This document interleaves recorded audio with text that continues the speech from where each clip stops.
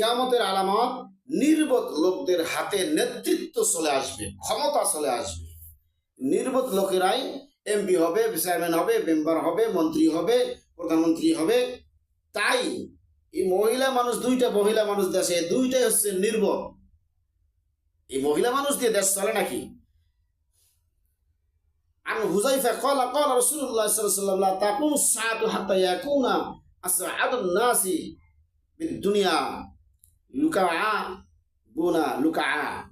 হুযায়ফা রাদিয়াল্লাহু তাআলা বলেন, রাসূল সাল্লাল্লাহু আলাইহি সাল্লাম বলেছেন, কিয়ামত ততদিন পর্যন্ত হবে না যতদিন পর্যন্ত ইতরের সন্ধান, ইতর শান শওকত নেতৃত্ব দেওয়ার ব্যাপারে সৌভাগ্যের অধিকারী না হবে, অর্থাৎ নির্বোধ লোকেরাই নেতৃত্ব দিবে।